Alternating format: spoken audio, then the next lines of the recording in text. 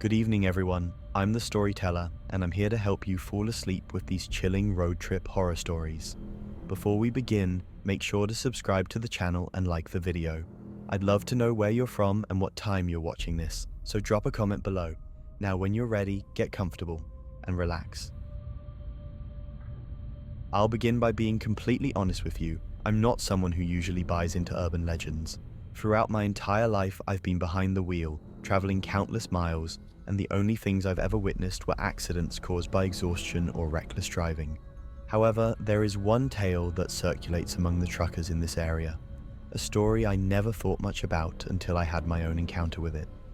It's about a woman named Lilith, who supposedly appears on the road if you're driving alone, particularly during the quiet hours of the early morning. Truck drivers often describe her as a pale-faced woman with a blank expression, someone who gets into your truck and asks for a ride home. But what struck me as ridiculous when I first heard the story was what happens after she climbs aboard. They say that anyone who agrees to take her ends up dead in bizarre, unexplained crashes, their trucks overturned for reasons that defy logic. It all began one Tuesday night. The road was empty, the night was calm, and the radio softly hummed in the background. That's when I noticed something unusual. The radio signal began to cut out, the stations replaced with static. I tried changing the channels, but none of them worked. This wasn't the first time it had happened, so I didn't pay it much attention, just a small annoyance. I decided to turn the radio off to focus on the road, but then a sudden chill filled the truck. It wasn't the air conditioning, it was a deep, unnatural cold that seemed to freeze the very air inside. Despite being alone, I suddenly felt an odd sense of unease. That's when I turned to my left and saw her, a woman sitting in the passenger seat. She looked as real as the road I was driving on. Her wedding dress was dirty and torn, her skin deathly pale, and her long black hair hung loosely over her shoulders. Her eyes, dark and unnaturally wide, stared at me without blinking. Panic washed over me as I whispered, "What the hell?" But my body wouldn't respond. I wanted to leap out of the truck, but my hands were locked onto the steering wheel, and though every part of me screamed in terror, I couldn't move or look away from the chilling figure beside me. At last, she spoke. "Take me home," she said. Without even thinking, I slammed my foot on the accelerator, almost as if something else was controlling my actions. No matter how fast I sped up, she remained there, still, unblinking, staring at me. The road in front of me began to distort, blurring into an indistinct mess, and it became increasingly difficult to keep the truck on course. With every mile, I found myself nearing strange, death warning signs that seemed to materialize on the road, but their meaning was unclear. It was as if I had forgotten how to drive on the very same road I had been traveling for years. A feeling of panic surged through me, like never before. In my desperation, I realized that unless I managed to stop or find a way to get her out of my truck, I wouldn't live to see the morning. The only thing I could think to do was speak to her.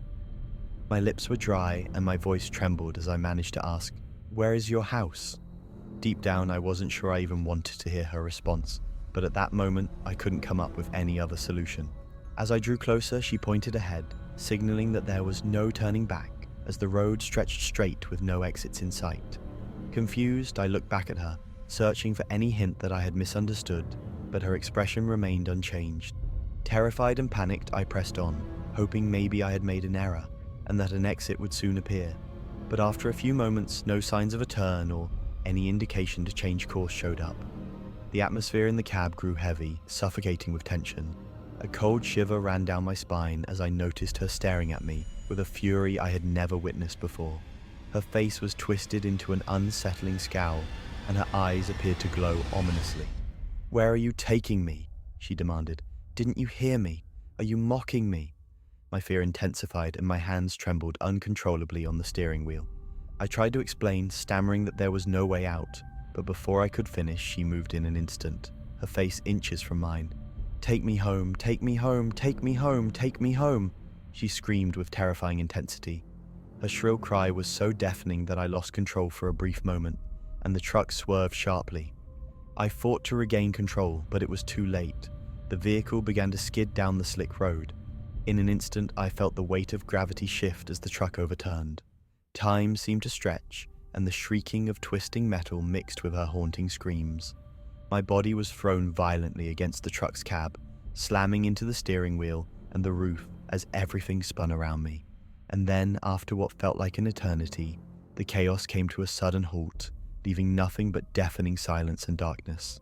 When I regained consciousness, every part of my body was in agony. Blood covered my face and a relentless ringing filled my ears. After a moment of disorientation, I realized the truck had flipped, and I was trapped in the seat, suspended by the seatbelt, but at least I was still breathing. With great effort, I managed to unbuckle the seatbelt and collapsed onto the truck's floor, groaning in pain. My vision was blurry, but I could make out the flashing lights of the approaching rescue vehicles. How long had I been out? I tried to move, but every motion sent sharp pain coursing through my body, so I could only lie there, waiting for help to pull me out of the wreck.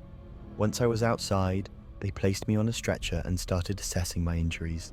I wanted to tell them what had happened, to explain how that woman had caused the crash, but I could barely utter a few words before a paramedic injected something for the pain, and I slipped into a near unconscious state. Weeks later, when I finally found the courage to share what had happened with my fellow truckers, I expected them to laugh it off, assuming the crash had caused me to hallucinate. But to my surprise, they were furious. "Were you traveling with someone?" one of them asked. I was stunned and didn't know how to respond immediately. Then another trucker spoke up. "Everyone who drives this route knows you never go alone at night, especially here. Didn't you have a mannequin or something you could use?" I stammered, unable to grasp why no one seemed shocked by what I had told them. I couldn't understand how the notion of a ghost appearing out of nowhere in your truck had become so commonplace. They went on to explain that on this route, the passenger seat should never be left empty. If you're alone, you need to fill that seat with a dummy, a stuffed animal, or something similar, but it should never be vacant. From that moment on, I made a vow never to drive alone after dark again. At first, it felt odd having a stuffed animal as my passenger, but it was a far more comforting option than the idea of having that ghostly woman beside me. I never spoke of that night to anyone again, but I couldn't help overhearing other truckers share their own road legends, treating them as if they were just ordinary stories.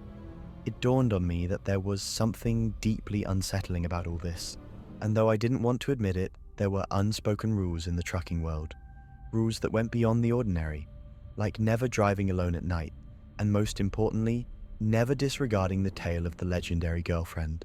I now understood that the story of the woman in the wedding dress was not just a myth. She could appear on any road and in any truck, and I had been both unlucky and fortunate enough to encounter her in person.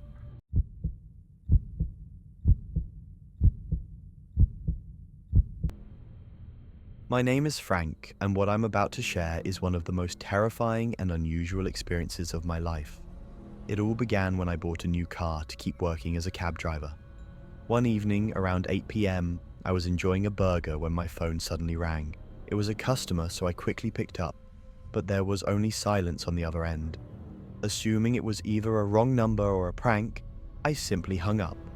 However, 5 minutes later, the same number called again, and once more no one spoke. Shortly after, I received a text from the person apologizing and explaining that their signal was weak. They sent me their location, and to my surprise, it was in a remote mountainous area outside the city. For a brief moment, I considered turning down the request, but I convinced myself it wasn't a big deal and decided to go pick them up. As I drove along the winding mountain road nearing the location, my car's engine suddenly shut off. Just my luck, I thought as I stepped out to check under the hood, hoping to figure out the issue and fix it. However, despite my best efforts, the car wouldn't start at all. Frustrated, I decided to text the customer, letting him know that I was stuck, hoping he might have some sympathy and send help my way. After that, I contacted a rescue service, but the wait felt endless. Sitting in the car for about 20 minutes, I kept glancing around, anxiously hoping to spot the tow truck's headlights. The fog was so dense that visibility was nearly non-existent, but as my eyes adjusted to the darkness, I noticed something moving toward me. At first, I assumed it was the rescue team arriving, but as I focused, I realized these were shadowy figures slowly creeping closer. Something about them felt completely off. They resembled humans, yet there was something unnatural about them. My body stiffened as I took in their small, hunched silhouettes, and an eerie chill filled the air, sending a shiver down my spine. It was as if the temperature had dropped in an instant. and a deep chill ran through me. I stood frozen, shivering, unsure of what to do in the dead of night, surrounded by thick fog. My mind raced, and as I instinctively checked the car doors, a sudden realization struck me. The passenger side window was still open. Panic surged through me as I hurried to roll it up with trembling hands, but just as the glass began to rise, something shot out from the darkness. A long, thin, hair-covered arm reached inside and latched onto the door, accompanied by low grunts and eerie, inhuman sounds. At that moment, it hit me. The sounds were the shrieks of a monkey. The creature was right there in front of me, and sheer panic took over. Without thinking, I started kicking at the arm, desperately trying to make it let go. Thankfully, my frantic efforts worked. The monkey recoiled and yanked its arm back. My heart was pounding, and I knew I had only one option: retreat into the car, lock everything, and stay as quiet as possible. Then a chilling silence enveloped the surroundings. It felt as though those monstrous shadows were just beyond the edge, waiting for me to slip up. The windows were completely fogged, making it nearly impossible to see outside, but I had to know if they were still there. My fear was paralyzing, and I felt rooted to my seat, unable to move. Despite my racing heart, I knew I had to summon the courage to face whatever was lurking in the shadows. I had to steel myself. No terrifying creature was going to get the better of me. To be honest, I was terrified, but I knew I couldn't just sit there and do nothing. I took a deep breath, telling myself it was now or never. Just as I was about to take action, something caught my eye: strange markings on the fogged-up windshield. At first, I wasn't sure if they were handprints or footprints, but whatever they were, they didn't resemble anything I'd ever seen before. In that moment, strange mumbling reached my ears from outside. From the tone of the sounds, it was clear those creatures were still nearby. Their shrieks made it obvious they weren't planning to be friendly. They sounded angry, and I realized my only choice was to close my eyes, cover my mouth, and wait for them to go away. The strategy seemed to work. After about 5 minutes, the silence returned, and I felt a wave of relief, thinking the creatures had finally vanished into the woods. I tried to steady myself and switched on the windshield wipers to clear the fog from the glass. But as soon as the mist cleared, a fresh wave of horror washed over me completely. There were monkeys everywhere on the road, dozens of them. All of them stood still, staring at me with an intensity that made it feel as though I were an intruder in their territory. Their gaze was chilling, and I could see their eyes glowing a bright red, as if they were planning to make me and my car their next meal. But the worst part was still ahead. Just as I started to regain my composure, a monkey leaped toward my car and positioned itself directly in front of me, with only the windshield between us. Its glare was full of pure, murderous rage, its sharp teeth bared as it let out terrifying noises. The creature was drooling, looking incredibly aggressive, like a rabid dog ready to attack. In that moment, I felt like my heart might leap out of my chest. My hands were trembling, and I was completely frozen with fear. I found myself praying for the rescuers to arrive quickly, because something deep inside me told me those massive monkeys were hungry and eyeing me as their next meal. Then it hit me. I remembered the fried chicken thighs I'd bought for my wife. Without wasting another second, I rolled down the window and tossed a couple of them toward the monkeys. To my surprise, it worked. The creatures stopped staring at me and started devouring the food, fighting each other over the pieces. I saw it as a small victory as they gradually moved away from my car, but my relief was short-lived. Just moments later, the monkeys turned back and fixed their gaze on me, as if I had made a terrible mistake by feeding them. Without warning, they charged at my car again with such intensity that I was paralyzed in fear. I nearly had a heart attack as I saw my car shake, while the pack of monkeys began pounding on the windows with their tiny hands, threatening to smash them. I was overwhelmed with panic, teetering on the edge of a breakdown. But just as I thought all was lost, a bright light suddenly flooded the area, and the monkeys scattered in every direction, vanishing into the darkness as quickly as they had appeared. "Thank God," I whispered. The rescue team had arrived just in time, and the monkeys fled into the forest as soon as they saw the people. I felt an immense wave of relief and gratitude, so much so that I almost broke down in tears. Afterward, I took my car to the shop, but the news was grim. It was completely ruined, and there was no chance of fixing it. I stared at the car, now covered in strange hand and paw prints. Were those really monkeys, or something far more sinister? The true nature of those creatures haunted me. I couldn't even bear the thought of driving on those desolate mountain roads again. The experience stayed with me, a constant reminder that some things in this world are better left undisturbed.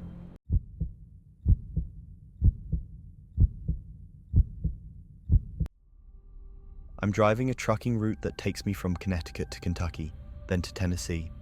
The journey itself is quite fascinating as I pass through numerous well-known spots on the East Coast.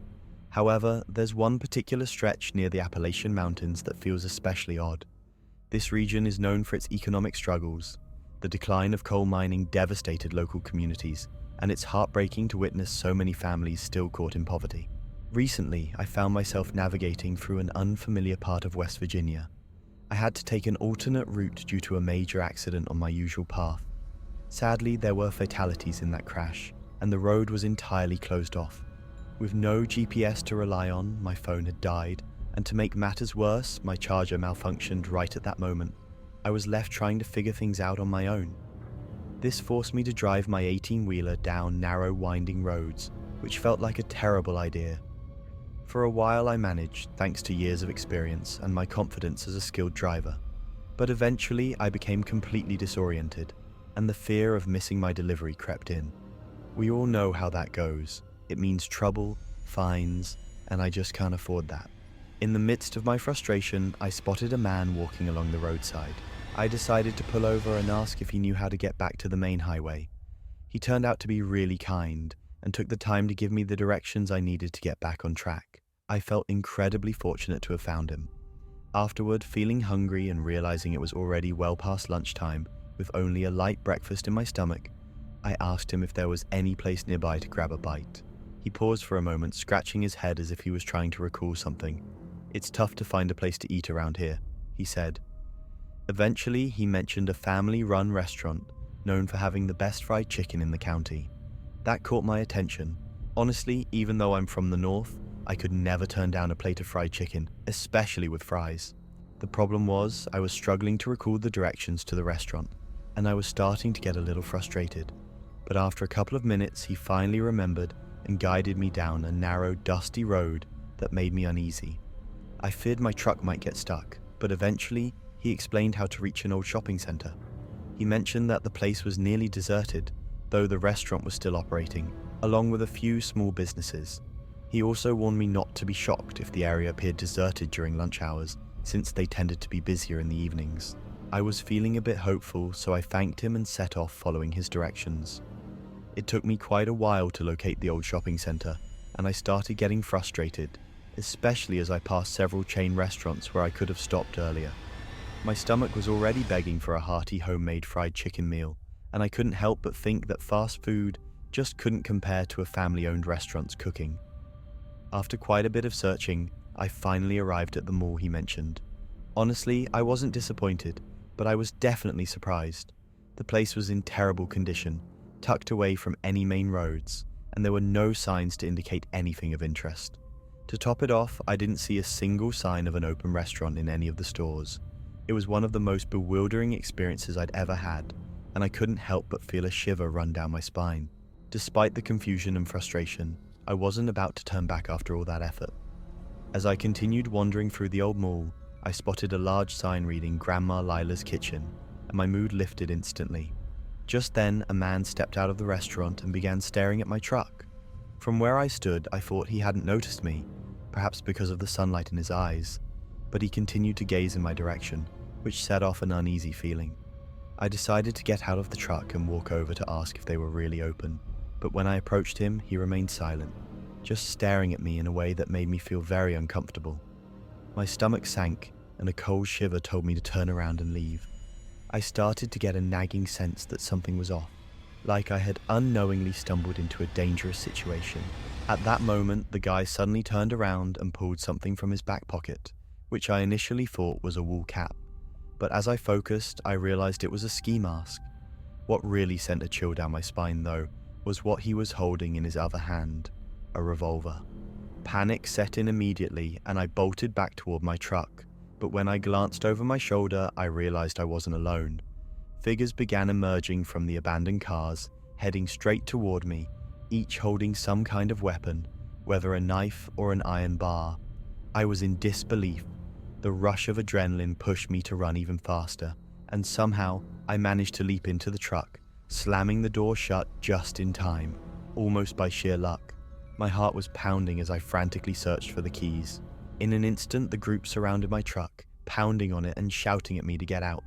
Then, the one with the revolver aimed it directly at my face through the windshield, demanding I exit the vehicle. But I knew I couldn't let myself be caught. I had to do anything to escape. In a panic, I started the engine, jerking forward and gunning the truck, trying to run over those who couldn't move fast enough. As I leaned forward to regain control of the wheel, I heard a loud shot that shattered the windshield just above me. The guy had fired, and by some miracle, the bullet missed me by mere millimeters. I couldn't let the shock take control of me. I quickly made a sharp turn in the parking lot, praying I wouldn't get shot again. As I glanced in the rearview mirror, I saw some of the men sprawled on the ground, clearly in pain, which gave me a slight sense of relief, knowing I'd made it out of there. But I didn't stop. I sped off without looking back until I found a safe spot to park. My hand still trembling with fear, I called the police. When I spoke to a sheriff's deputy, he told me that I wasn't the first to fall victim to these criminals. Apparently, this group of bandits had been targeting truckers in the area for some time, luring those in need of directions. The deputy seemed shocked when I told him how the man who gave me directions was actually part of the gang. After that intense encounter, I decided to stop for a refuel and grab something to eat. I know it sounds odd considering I had just narrowly escaped a potentially deadly situation, but the hunger was overwhelming. My stomach demanded attention, and I needed something to settle it. So, despite everything, I ended up enjoying a good plate of homemade food to shake off the lingering fear. While talking to the sheriff, I gave him a detailed description of the guy, and he simply nodded as he listened. It seemed like he was already familiar with this kind of situation. He cautioned me to be extremely careful on the road, offering one of those pieces of advice that sound like a cliché. But now I realized it was far more than just words. You really have to be cautious when dealing with strangers. It may seem like a simple warning from your aunt on Facebook, but you truly never know what kind of people you'll encounter. After finishing my meal, I left the restaurant, feeling more alert, fully aware of how quickly things can spiral out of control. I never imagined a routine truck journey could turn into such a terrifying experience. So, to everyone traveling on those isolated roads, be wary of strangers. Not everyone is as they appear, and sometimes asking for directions can lead you into a dangerous situation with no way out.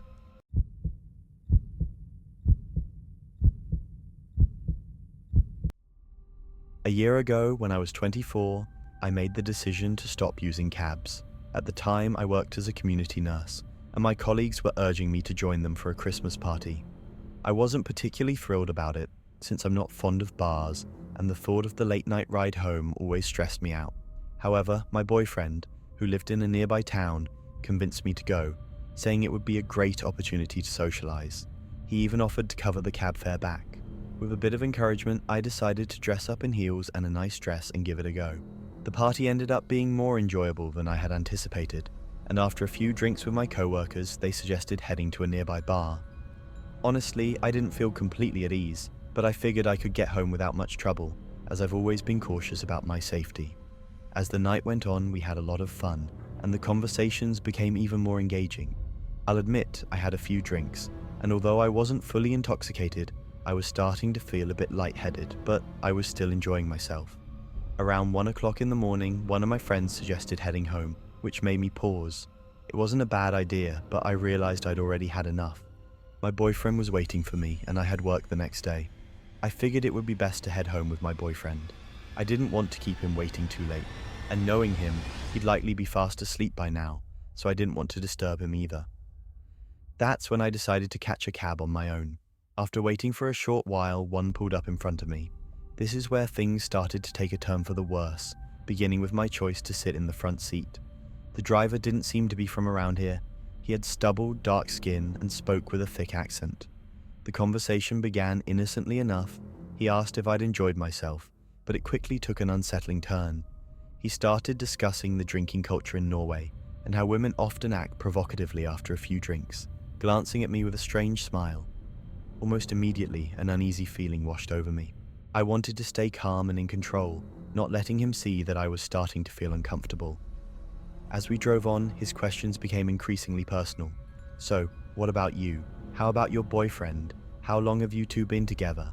Do you really love him, or are you just getting used to him? I was completely taken aback by that question. I tried to brush it off, saying I didn't like to discuss such things and that it was too personal to share with a stranger. But right then the mood in the car shifted. A heavy silence filled the air, and I could feel the tension. When the light turned red, he asked me to move closer. That's when something inside me clicked, and every alarm in my head went off. He stared deeply into my eyes and told me I had the most beautiful eyes he'd ever seen. Then, without breaking eye contact, he moved his hand closer and placed it on my thigh. In that instant, I knew I was in serious trouble. I started panicking, trying to think of any way to escape. The first thought that rushed to my mind was to jump out of the car. I knew it was a risky move, but it was all I could think of in that moment, likely because the alcohol had clouded my judgment. My heart was racing as I started to unlace my heels and move my hand toward the seatbelt latch, preparing to make my move at the next red light. But as I began to recognize the familiar streets, my nerves slowly settled, and we finally reached my boyfriend's house. When the driver pulled into the driveway, still keeping his hand on my leg, I unbuckled my seatbelt, quickly pushed his hand off, and paid without waiting for any change. I didn't even listen to his words. I just yanked open the door and bolted out of the car, barefoot and with my heart pounding in my chest. When I finally got to the room, my breath was coming in quick gasps. My boyfriend, who had been asleep, woke up and asked what was wrong. Still trembling, I told him everything that had happened. The ordeal was deeply etched in my mind, and the next day I spent hours debating whether I should report the driver to the cab company. However, the fear that he might trace my call and find me held me back. I didn't want him to make the connection and track me down. That night stayed with me, and I couldn't shake the thought that if I had been more intoxicated, things could have ended much worse. It sent a chill down my spine, thinking of women who might not be as fortunate. 3 weeks later, I saw in the news that a cab driver had attacked a woman, and it made my blood boil. I also remembered my friend, who had almost been abducted by a driver who relentlessly tried to force her into a sexual encounter. So here's my advice. Stay vigilant, ladies. Always have a plan for getting home. Life can turn dangerous in an instant, and safety is something we should never take for granted.